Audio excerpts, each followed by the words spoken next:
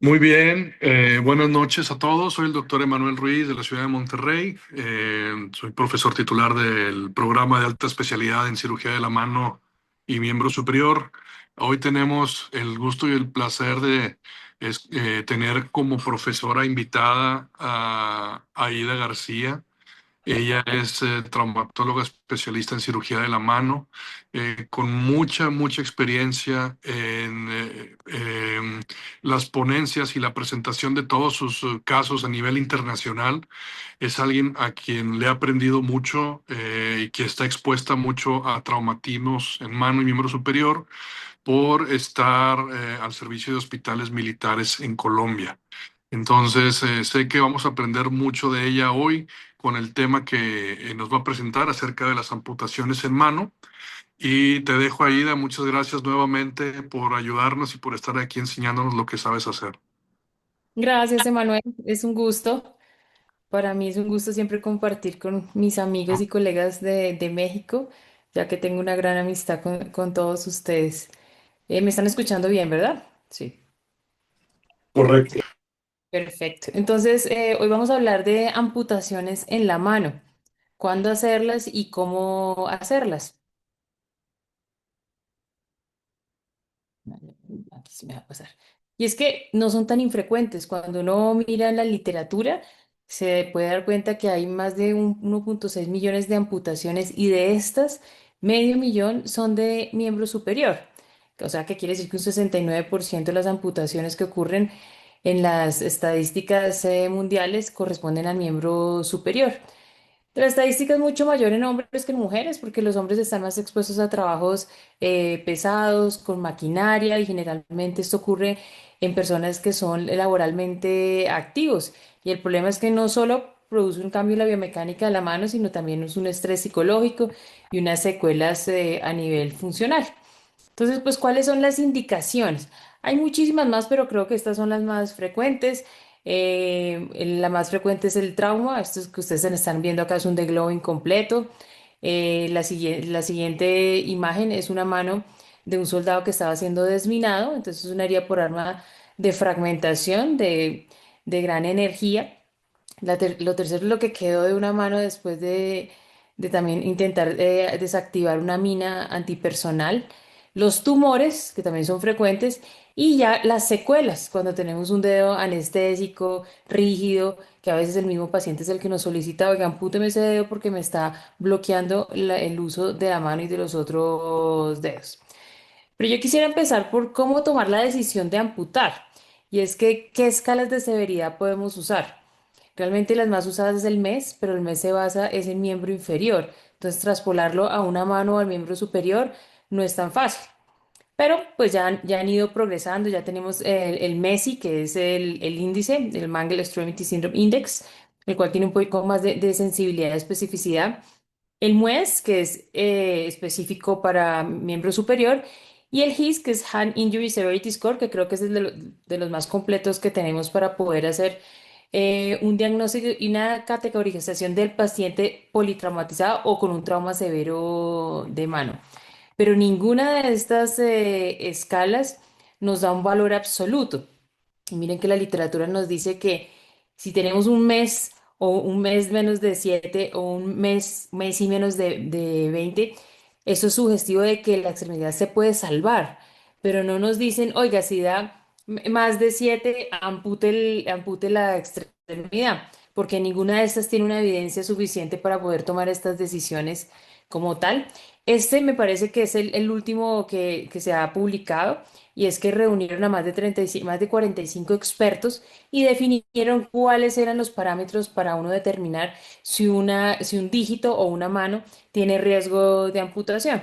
Entonces, ustedes pueden encontrar aquí que no solo tienen en cuenta la parte anatómica, la parte de qué dedo es, sino también aspectos del paciente como tal. Si fuma, si tiene condiciones psiquiátricas, la edad del paciente. Y entonces, si este puntaje de este Mangold Digit Severity Score es más de 35, podemos decir que tiene una sensibilidad del 60% y una especificidad del 88% de que de ese dígito o esa mano puede terminar en amputación. Ninguno te va a dar un 100%, ninguno te va a dar la estadística perfecta para poder tomar esta decisión. Por eso me parece más importante hacer un análisis de multivariado como es este, que son variables que nos ayudan a tomar determinaciones. Primero, factores del paciente, si está hemodinámicamente estable, si es controlable, factores específicos de la extremidad, entonces si ya de los tres sistemas, que es tejidos blandos, hueso, vasos y nervios, están comprometidos, el tiempo de isquemia, porque recuerden que isquemia caliente son 6 horas, pero isquemia fría ya son 12 horas que puede sobrevivir el dígito. Factores del mecanismo del trauma, que son los más importantes, si fue por aplastamiento de los vasos o trauma por aplastamiento de la extremidad, una herida por arma de fuego de alta velocidad como la que tenemos en nuestros hospitales. Y miren la conclusión de este artículo, que es uno de los que tiene mayor peso y evidencia en cuatro epidemiológicamente, es que la amputación se debe considerar si alguno de estos dos factores o más están presentes en el trauma. Entonces, como ven, es un análisis que se tiene que hacer de muchos factores, pero mi consejo es nunca amputen en agudo. Todo lo que ustedes encuentren en una mano severamente traumatizada puede ser usada para la reconstrucción posterior. Ver acá que la piel de la palma fue usada fileteamos todo el dedo porque no era viable y rotamos todo el colgajo de piel hacia el dorso, entonces no tuvimos que hacer un colgajo libre ni ningún otro procedimiento para cubrimiento. Entonces, los nervios pueden usarse como injerto nervioso, el hueso, la piel. Siempre les recomiendo esto, no hacer amputaciones en agudo. Ya cuando tenemos la decisión de hacer la amputación, entonces tenemos puntos claves para hacerlas. Primero, mantener la longitud, la mayor longitud que se pueda. Y si es el pulgar, más aún. En el pulgar, cada milímetro cuenta para la función de pinza y agarre. Restaurar la sensibilidad, a veces la dejamos de última, no nos parece muy importante, pero acuérdense que la mano tiene sensibilidad protectiva, protectora, entonces es importante restaurarla, cubrimientos estables. Recuerden que sobre tendones, pues no es muy recomendable poner un injerto de piel porque esto no va a dejar que el tendón se mueva y se va a pegar a ese injerto.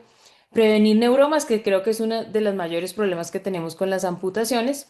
Prevenir contracturas y pues lograr, en el caso tal que se necesite, la adaptación de una prótesis rápidamente para que el paciente vuelva a funcionar.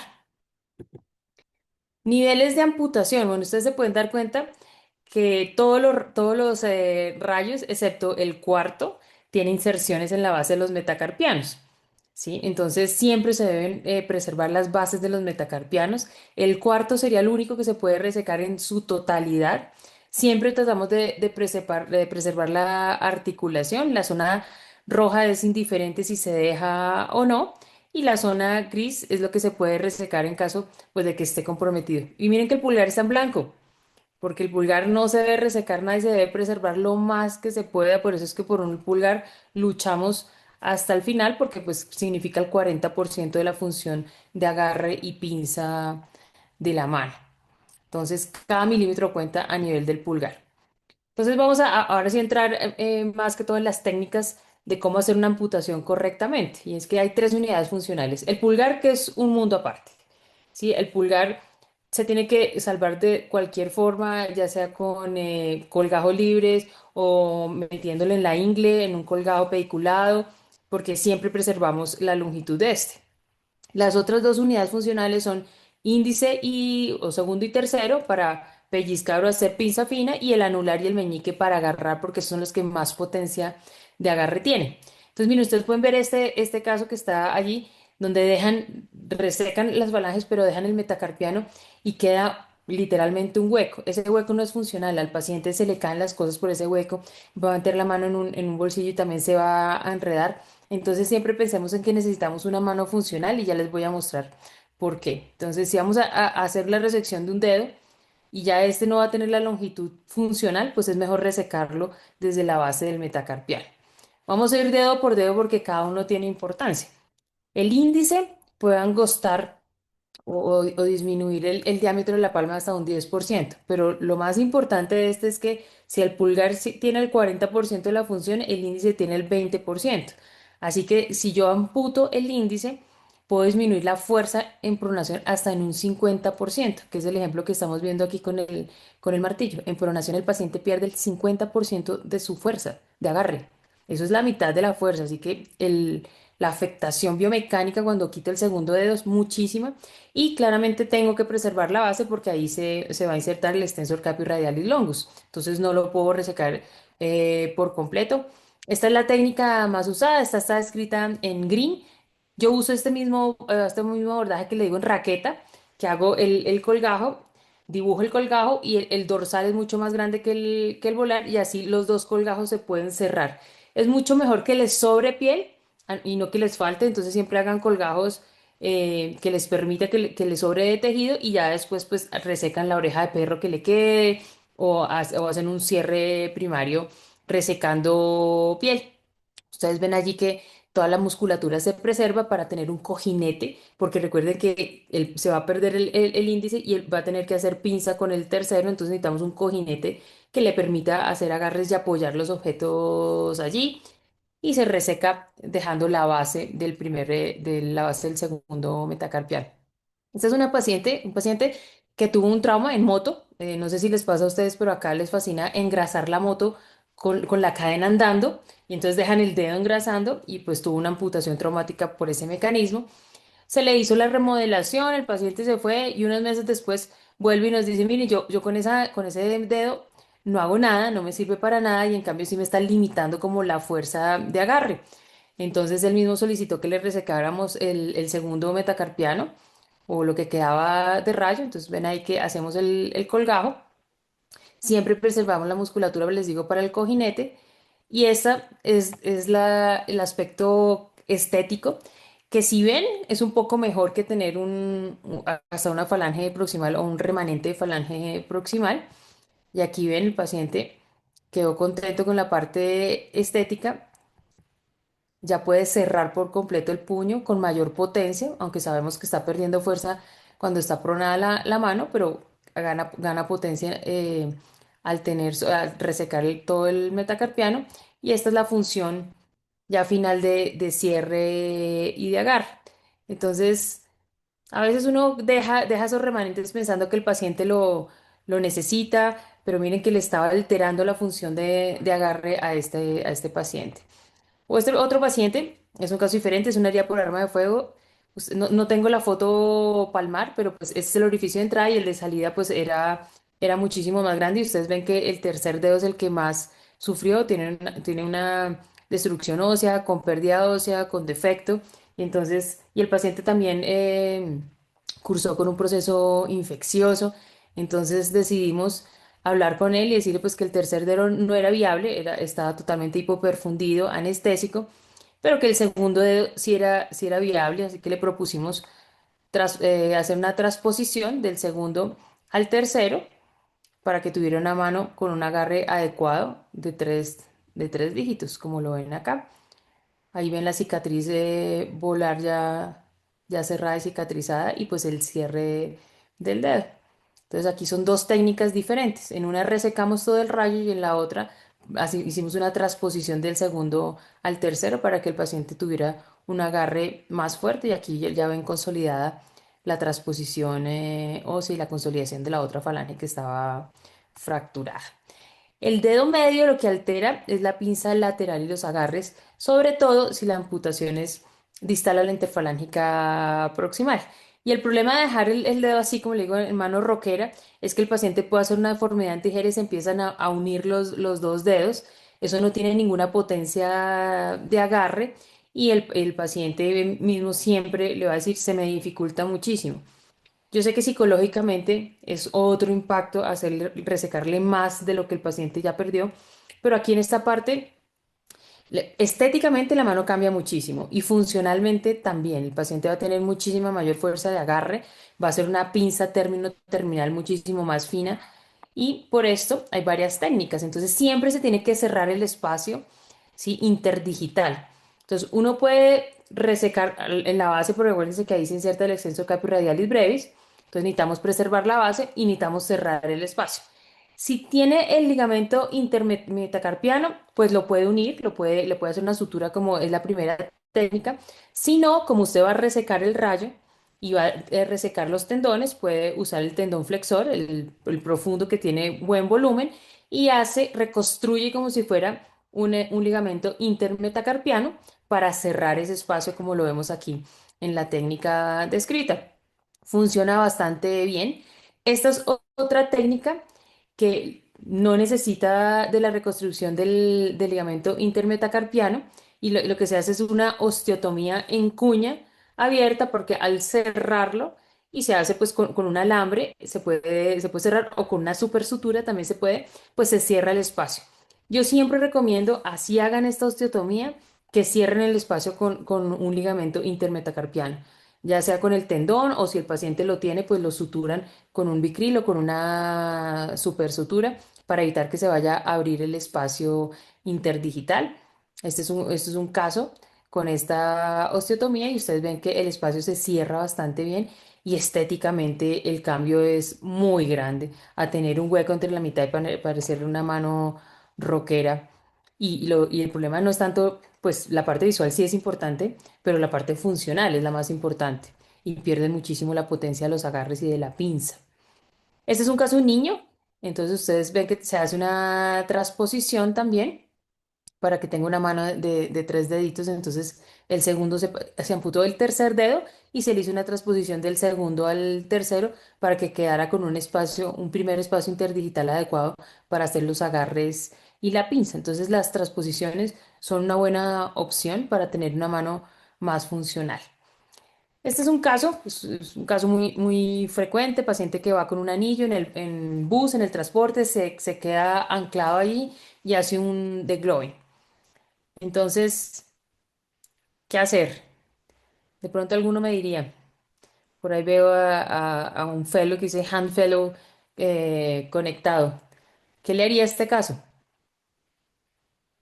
Hola doctora, soy yo, buenas noches. Híjole, pues el de Gloving sí está difícil. Hay opciones incluso pues para a lo mejor hacer uno de los colgajos en donde se coloca el dedo pues debajo de la piel en otra zona del cuerpo, ¿no? En la ingle, Sí, en la sí, ingle, en bueno, el abdomen. sí, esa es una opción. ¿Y tú crees que ese fragmento que le queda de falange va a ser funcional? Híjole, pues es que ya se ve que también tiene afección ahí a los paquetes neurovasculares y se ve que sí hay que recortar, poner bastante injerto. Y pues, ay, está difícil, ¿eh? Yo creo que igual a lo mejor la parte de la estructura ósea igual y sí, pero lo demás se ve difícil. Sí, realmente es muy difícil pues hacerle un salvamento porque como ustedes ven y como tú lo describiste, los vasos están arrancados. Así que la lesión no está a ese nivel que ustedes están viendo, está muchísimo más proximal. Entonces pues el riesgo de que yo haga algo de tejidos blandos y fracase es muy alto. Una muy buena opción es esa de poner a manera de bolsillo en ingle o o en la pared abdominal, pero pues realmente aquí la pregunta es, ¿será que ese nivel de amputación sí va a ser funcional para este paciente? ¿Vale la pena hacerle todo ese proceso de salvamento de la falange proximal, un colgajo?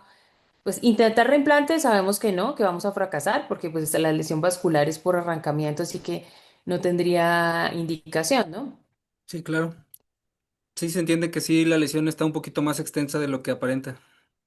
Sí, mira, y ahí estamos en la exploración y estaba muchísimo más proximal, así que por eso decidimos hacerle una resección del rayo. Él estuvo de acuerdo que lo resecáramos desde la base Ujú. y hacer el cierre. Entonces, creo que ustedes ahí alcanzan a ver que está el ligamento intermetacarpiano. La musculatura intrínseca siempre se le hace, se plica, bueno, no se reseca porque se pierde volumen de la mano, se conserva como tal. Y pues aquí está el resultado de la amputación y de la mano funcional después de ese, de ese accidente que tuvo el paciente. Entonces, como ven, el tercer dedo tiene muchas formas de solucionarse una amputación, siempre buscando que sea una mano funcional, ¿no? La estética sí es importante, pero la funcional mucho más. El cuarto dedo es el que menos se accidenta. Es el único que podríamos resecar por completo porque no hay ninguna inserción tendinosa en su base. Lo que pasa es que al resecarlo completamente es muy difícil cerrar el espacio. Entonces va a alterar el arco palmar el agarre, porque acuérdense que el quinto y el cuarto son los que hacen la fuerza para agarrar los objetos. Estos hacen pinza fina, pero estos hacen la fuerza de agarre. Entonces se describe su resección con o sin transposición. Una de las maneras de uno resecar todo el rayo y cerrar el espacio, eso es una osteotomía en cuña abierta también, entre la mate y el capitate. Entonces ahí cerramos el espacio al resecar todo el rayo y queda una mano muy funcional. O la otra es, así como solucionamos entre el segundo y el tercero con una transposición, transponer el quinto al cuarto para que nos quede una mano de 3 rayos funcionales junto con el pulgar, como lo vemos acá. Entonces son dos técnicas. O la otra es simplemente dejar la base del metacarpiano y cerrar el espacio intermetacarpiano con el ligamento o hacen como hicieron entre el segundo y el tercero, que también es válido. Y el quinto dedo, el meñique. Uno dice, ay, el dedo pequeñito pues no afecta mucho, pero resulta que es el que más afecta la fuerza de agarre para objetos grandes y pesados. Entonces siempre es muy importante hacer una incisión dorsal, no hacerla por el borde cubital porque le puede quedar doliendo y acuérdense que esto es una parte de sensibilidad protectiva de la mano. También es muy importante restaurar o preservar toda la musculatura hipotenar para que la mano tenga un volumen adecuado y para que pues no duela cuando el paciente apoye la mano. Sabemos que en la base del quinto está la inserción tanto del extensor carpio, el extensor índice propio como el extensor carpio ulnaris y el flexor carpio ulnaris, así que esa base se tiene que preservar siempre para poder pues conservar los movimientos de flexoextensión del puño como tal, ¿no? Entonces aquí está, esta sí es una técnica más sencilla y pues se hace un colgajo hipotenar para preservar el volumen y el cojinete para apoyo de del quinto o del borde cubital. Y esto es como se ve estéticamente una mano con la resección y conservando pues el cojinete hipotenar como tal. Uno de cada 11 amputados cursa con neuromas. Y entonces, uno que piensa que es el neuroma, es esto, claro, hay una resección del nervio, se produce un tejido de cicatrización y el neuroma, pero el neuroma produce un dolor distal. Entonces, cuando tratamos el neuroma, ustedes ven que las ramas sensitivas, ¿sí? Hacen una red, ¿sí? Y hacen que haya una sensibilidad normal o casi normal, generalmente es con hipoestesia. Pero si tenemos el neuroma, lo que estamos mandando es impulsos nerviosos dolorosos. Entonces, creo que aquí la clave es prevenirlo. Bueno, el Target Muscle Reinnervation o el TMR es lo que más se está usando hoy en día y es simplemente como cambiar la ruta de ese impulso, ¿sí? Y conectárselo a una rama motora del músculo que esté más cerca yo le digo que es para tomarle el pelo al impulso y que se vaya por esa rama. No es la única forma de prevenir neuromas. Por ejemplo, si usted hace un corte a ras y lo cauteriza y esconde el cabo del nervio que se está seccionando en una masa muscular, también es válido y también va a prevenir neuromas. También se puede hacer hasta un orificio en el hueso con una broquita pequeña y meter el cabo del nervio en el hueso y también nos va a ayudar a prevenir neuromas. Entonces creo que es una práctica muy importante, no solo cuando usted va a resecar el rayo por la indicación que sea, sino también cuando tenemos las lesiones de punta de dedo, que solo a veces solo lo único que hacemos es nos preocupamos por hacer un colgajo en Beijé o un atazoy o lo que necesitemos para cubrir esa falange, pero no buscamos los nervios y los neuromas son muy dolorosos, también pues van a alterar la función de pinza, de agarre, de pellizcar, porque al paciente le duele mucho. Entonces, creo que uno de los factores para hacer reoperaciones en amputaciones traumáticas de punta de dedo y de rayos son los neuromas. Entonces, es importante prevenirlos para que el paciente pues pueda tener una rehabilitación más rápida, ¿no? Y esto es como un resumen en qué consiste esta técnica, y es que ustedes ven que uno reseca el neuroma, busca una rama motora, siempre tiene que eh, verificar que sea motora por electroestimulación, y a esta ramita le va a conectar el, el nervio que ha seccionado, que ya no tenga neuroma. Entonces se redirige el impulso y así se evitan los neuromas. Esto se puede hacer a cualquier nivel, de miembro superior o miembro inferior, y no importa el calibre del nervio que se haya resecado. Lo importante es buscar una rama motora accesoria, sin, por supuesto, sin ir a alterar la función de ese músculo. Generalmente se usa un músculo que también esté afectado por el trauma o por la amputación. La rehabilitación de las amputaciones también es clave. Bueno, porque si no desensibilizamos ese muñón, va a pasar lo que está mostrando esta gráfica. Y es que los nervios que quedaron con sensibilidad van a producir impulsos de hiperestesia o alodinia. Entonces es muy importante desensibilizar los muñones o las cicatrices de las amputaciones. El manejo de terapia en espejo no solo se hace para las manos, también se puede hacer para los dígitos, sobre todo para evitar que el paciente desarrolle un síndrome de miembro fantasma o de dígito fantasma. Y una manera que yo siempre le digo a los pacientes para desensibilización es que ellos mismos en casa hagan ejercicios. Entonces a una crema de manos le pongan media cucharada de azúcar y se pase esos granitos de azúcar por el muñón o la cicatriz de amputación, que coja un algodón y lo unte de aceite y haga bolitas con el algodón, que compre plastilina y también haga como si estuviera esparciendo la plastilina. Todo esto lo pueden hacer en casa, claro, junto con un plan de rehabilitación con la fisioterapeuta o con la terapista ocupacional. Pero esto es fundamental cuando tenemos amputaciones, porque un muñón doloroso no va a permitir que el paciente se rehabilite, y en caso de que quieran hacer la adaptación de una prótesis, pues va a ser muy difícil porque el dolor no los deja. Esto es algo muy interesante. Haciendo esta revisión, me encontré esto, y es que hay un artículo donde describe 10 menos de 10 cirujanos que han tenido amputaciones de las manos y que siguen siendo cirujanos. Y es que esta es la conclusión, ¿no? Y es que la motivación es mucho más importante que el número de rayos que se haya amputado el paciente. Así que es súper importante también el apoyo psicológico. Claro, una amputación es una pérdida, pero no quiere decir que la mano deje de funcionar, y pues quién más que un cirujano que necesita de sus manos para hacerlo el trabajo o para coger un instrumento quirúrgico? Y aquí describe, si no recuerdo mal, son 8 cirujanos, y todos ellos continuaron con su carrera al haber perdido algún dígito.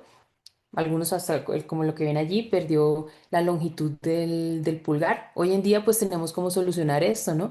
Porque si un pulgar queda así de esa longitud, uno puede hacer un alargamiento óseo y restaurar hasta 2 centímetros de longitud del pulgar para una pinza con mayor potencia. O con los advenimientos de la microcirugía, hacer una transposición de dedo de pie a la mano o un wraparound si lo que se necesita es menos longitud.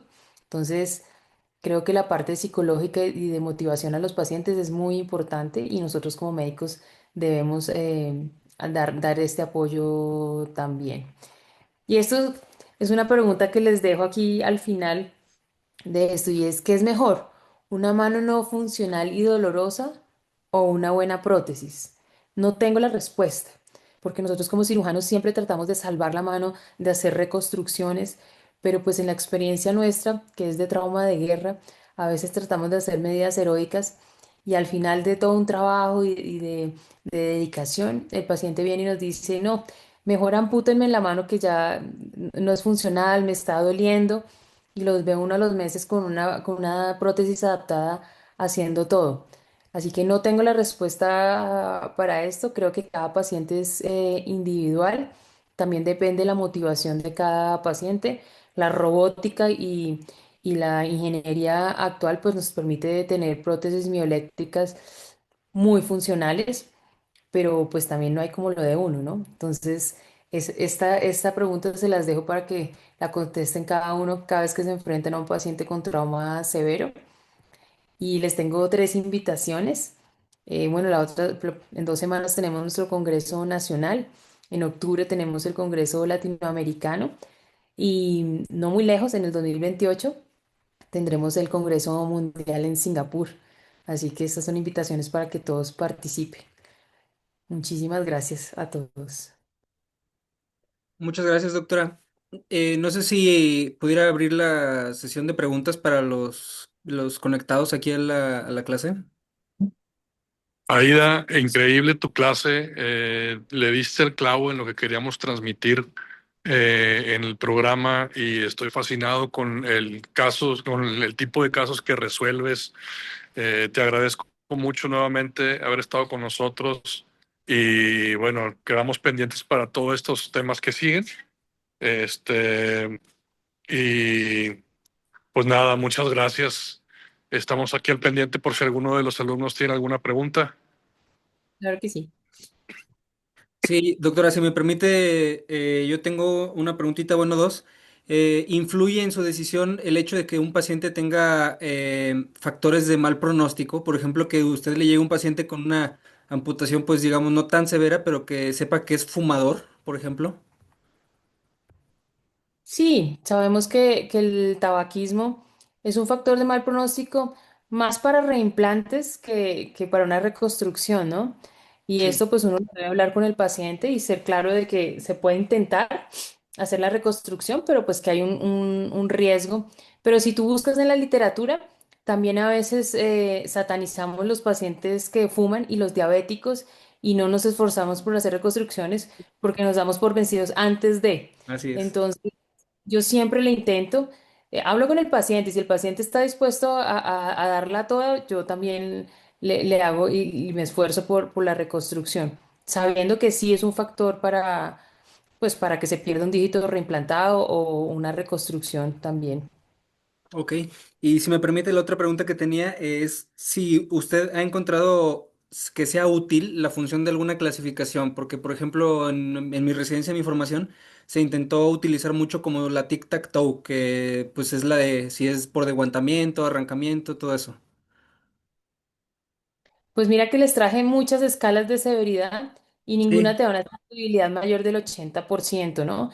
Creo que el GIS o LIS es muy completo porque o sea, es dedo por dedo, sistema por sistema, pero igual ninguno de estos te va a dar una sensibilidad del 100% para decir, ah, no, me dio un puntaje de tanto, se amputa. No hay ninguno. Créeme que los he investigado todos. La clasificación para fracturas abiertas tampoco, la de Anderson y Gustilo, no se traspola a la mano. McLean la modificó y esa es la que se puede aplicar para fracturas abiertas. Pero en escalas de severidad, no hay ninguna con una especificidad suficiente para darte a ti un soporte legal y decir, no, yo la amputé porque la escala de severidad me dio tanto. ok, sí, sí, claro. Bueno, le agradezco, gracias, doctora. Con gusto. Doctora, yo quería hacer una pregunta. ¿Ustedes allá qué tanta experiencia tienen o qué tantos pacientes que hayan utilizado prótesis mioeléctricas? Porque también tengo entendido que es un poquito complicado la rehabilitación para empezarlas a utilizar y educar al paciente. Entonces, no sé qué tan factible sea en ese caso ofrecerla al paciente porque también creo que pues decidir amputar la mano completa para poder ofrecerle una prótesis de esa, no sé qué tan funcional sea a largo plazo, porque digo, nosotros no tenemos tanta experiencia con eso, no sé ustedes si tengan un poquito más de experiencia a largo plazo con ese tipo de pacientes. Pues nosotros tenemos un servicio de prótesis de amputados y Ottobock tiene allí un taller y ya producimos nuestras propias prótesis porque Eh, desafortunadamente la guerra nos ha llevado a que aprendamos de esto.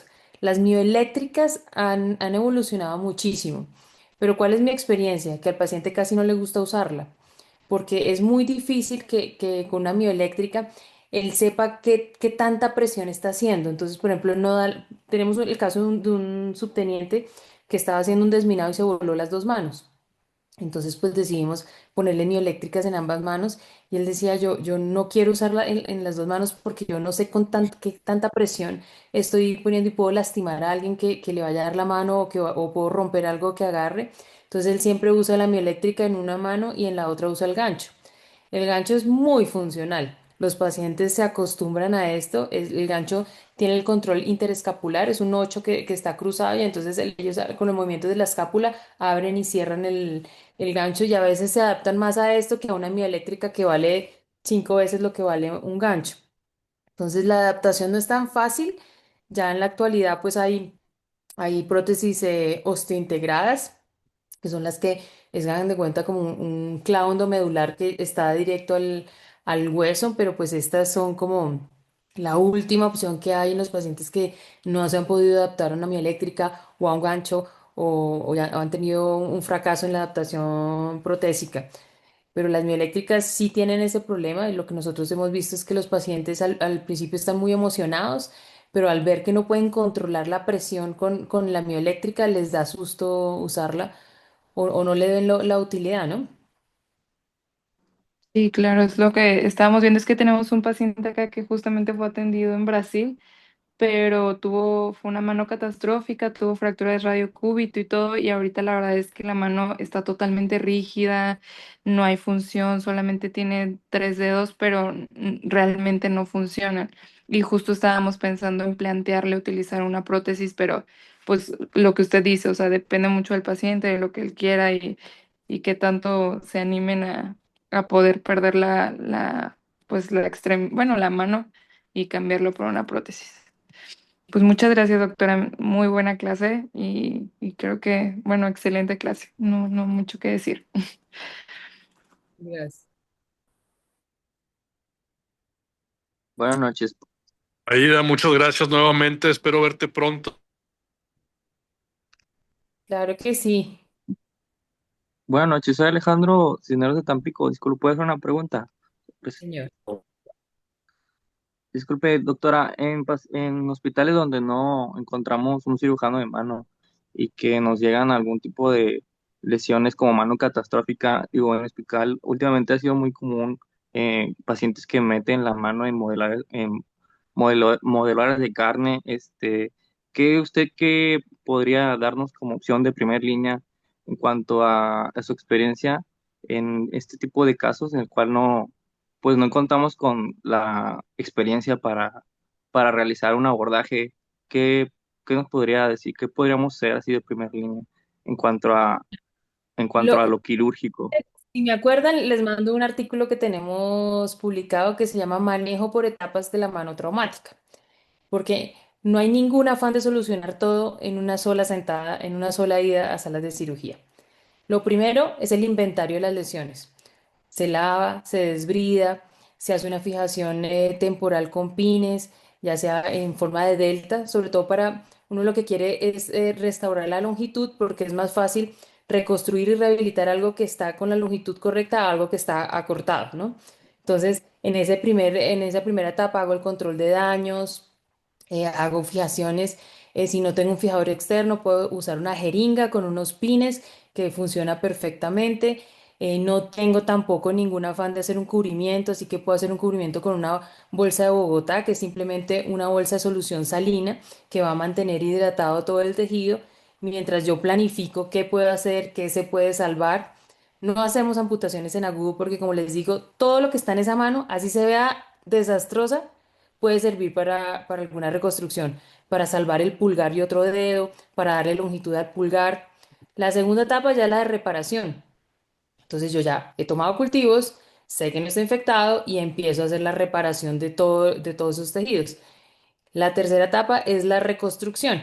Entonces ya si tengo un dedo que está rígido, hago capsulotomías, hago tenolisis, hago transferencias tendinosas, hago neurotizaciones, ¿sí? Pero todo eso es un proceso. Y la cuarta etapa es la rehabilitación, pero esa pues no va de última, sino que empieza desde el día uno con el manejo del edema para evitar fibrosis.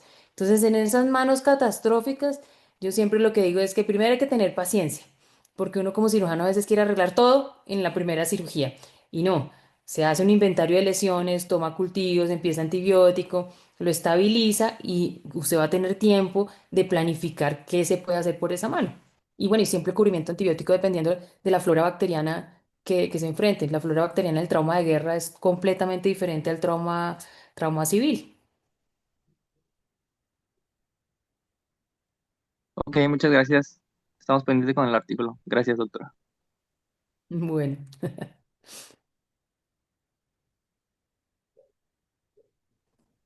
Bueno, doctora, pues creo que fueron las únicas preguntas. Ya en el chat no veo que haya más. Le agradecemos nuevamente por haber tomado el tiempo de darnos esta clase y estamos aquí al pendientes de todo también. Muchísimas gracias, doctora. Excelente clase. con muchísimo gusto. Los esperamos a todos aquí en Barranquilla. Claro que sí, le tomaremos la palabra, doctora. Vale, Buenas noches. que estén muy bien. Muchas gracias, Bye. doctora. Vale, que estén muy bien todos. Igual, gracias. Muchas gracias, doctora.